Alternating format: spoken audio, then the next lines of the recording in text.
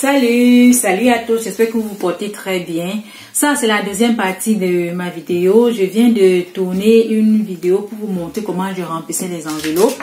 Bon, parce que la vidéo allait être très longue, c'est pourquoi j'ai donc divisé ça en deux. Comme ça, vous pouvez regarder la première partie quand vous avez le temps et la deuxième partie quand vous avez encore du temps.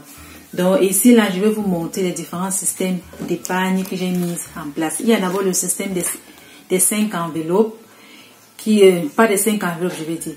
Il y a d'abord le système des 5 euros, le défi 5 euros. À chaque fois que vous avez un billet de 5 euros, vous mettez là dedans. Ça, c'est ce que j'ai fait.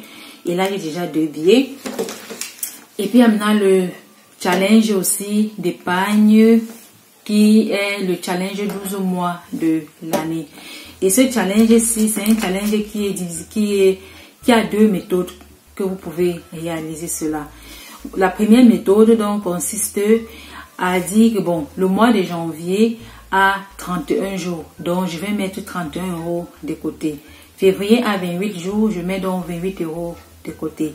Et si vous faites comme ça sur 12 mois de l'année, à la fin de l'année, vous aurez 365 euros.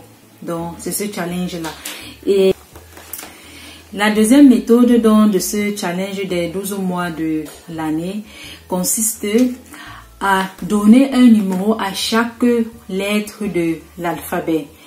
On a 26 lettres d'alphabet. Donc, ça veut dire que le A, c'est le numéro 1, le B, c'est le 2, le C, c'est le 3.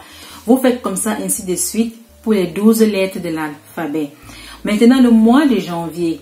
Le mois de janvier, on calcule ça ainsi. Janvier, J, c'est la 10e lettre de l'alphabet, donc ça fait 10 euros. A, c'est la première lettre de l'alphabet, ça fait 1 euro. N, c'est la 4e lettre de l'alphabet, ça fait 14 euros. Et vous faites comme ça, ainsi de suite. Et là, à la fin du mois de janvier, vous allez vous retrouver avec 79 euros que vous devez mettre de côté. Et pour février, vous faites pareil. Février, ça va vous donner 83 euros. Mars, vous aurez 51 euros à la fin du mois de mars à mettre de côté. Moi, j'ai fait plutôt le challenge des 12 mois de l'année, de la première méthode. Ça, c'est la boîte que j'ai achetée pour mettre l'argent à l'intérieur. Donc, pour le mois de janvier qui est passé, ça faisait 31 euros. Et j'ai dormi 31 euros à l'intérieur. Il y a 1 euro là. Donc, j'ai mis 31 euros dedans. Et j'ai cette fiche, la fiche-ci que j'ai remplie. Pour janvier, j'ai mis 31 euros.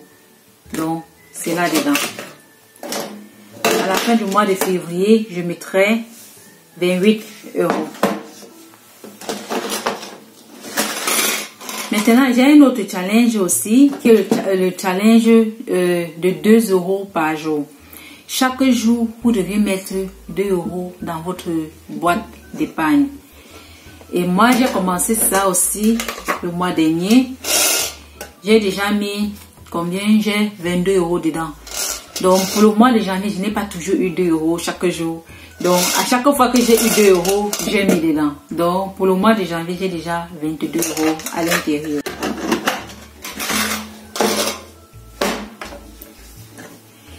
Et il y a aussi un autre challenge. Là, c'est le challenge des jeux des dés par semaine. Vous faites ça par semaine. Donc, vous prenez 2 dés que vous devez lancer. La somme des dés correspond à une somme que vous-même vous aurez fixée à épargner.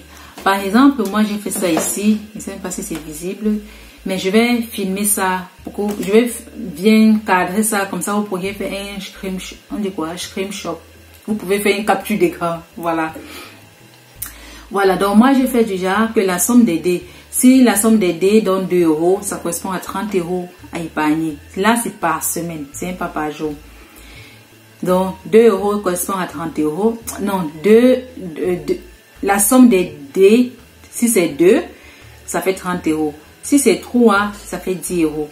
Donc, j'ai alloué à chaque somme un montant. Voilà. Donc, c'est aussi une manière ludique que vous pouvez faire ça même en famille. Donc, ça fait un peu pour s'amuser, mais épargner en s'amusant. Voilà. Donc, ça, c'est par semaine. Donc, et ce challenge, je vais aussi faire ça. Je n'ai pas encore commencé. Je vais commencer ça ce mois-ci. Chaque semaine, on va donc lancer. Et on fera aussi avec les enfants, juste pour que ça soit un peu ludique en famille, quoi. Donc, épargner en s'amusant. Voilà. Et comme je dis toujours, l'épargne, ça dépend de l'objectif que vous vous êtes fixé à atteindre. Voilà.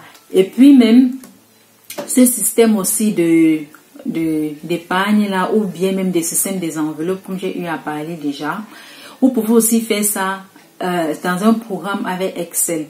Parce que bon, il y a des gens qui préfèrent plutôt manipuler les cartes au lieu de manipuler l'argent barre. Donc, avec le programme Excel aussi, vous pouvez vraiment suivre votre budget pour pouvoir ne pas trop dépenser. Donc, pour bien budgétiser vos charges fixes ou bien variables. Donc, avec un programme Excel, c'est aussi faisable. Donc, si vous êtes intéressé pour un programme Excel dans cette direction-là, faites-le moi savoir. Je vais demander à Tani, il pourra faire ça parce que moi, je ne suis pas très forte là-dedans. Donc, je pourrais demander à Tani et il nous fera donc un programme. Il va concevoir ça et puis je vous ferai une vidéo là-dessus.